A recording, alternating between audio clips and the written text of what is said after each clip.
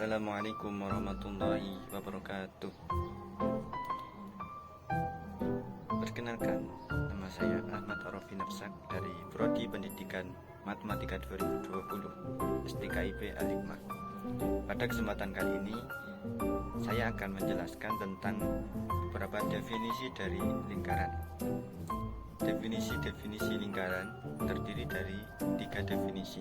Definisi yang pertama yaitu secara analitik, yang kedua definisi genetik, dan yang ketiga yaitu definisi rumus. Langsung saja pada definisi yang pertama yaitu definisi analitik.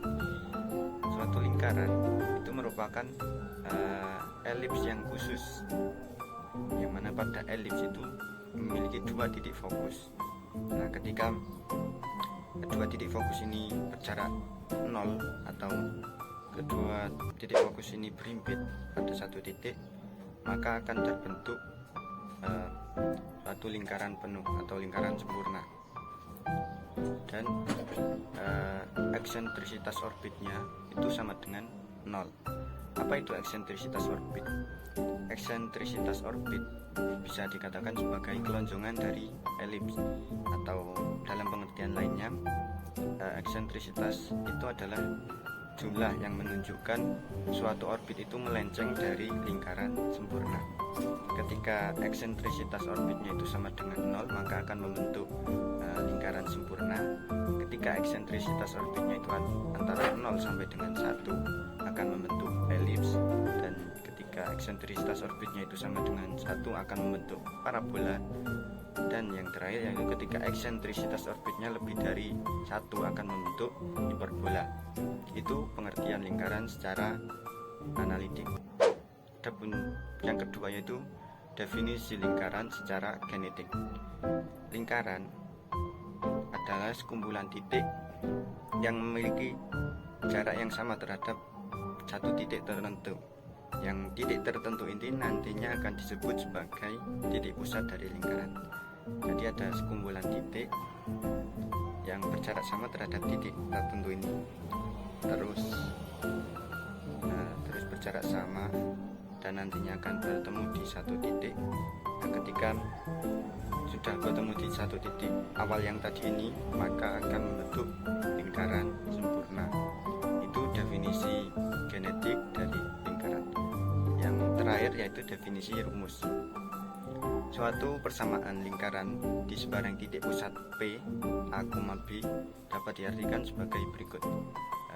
X min A kuadrat ditambah Y min B kuadrat sama dengan R kuadrat, dengan titik pusat P, A pada koordinat A, B, dan R merupakan jari-jari dari lingkaran. Rumus tersebut didapat dari pendekatan Pythagoras sebagai berikut.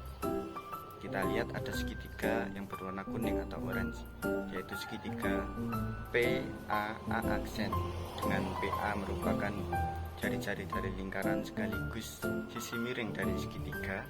Lalu PA aksen merupakan alas dari segitiga, dan AA aksen merupakan tinggi dari segitiga.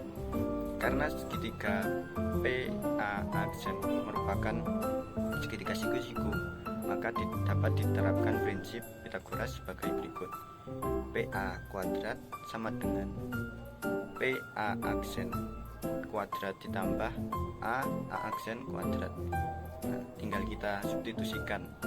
PA itu adalah jari-jari dari lingkaran, maka R kuadrat sama dengan X min A kuadrat ditambah Y min B kuadrat.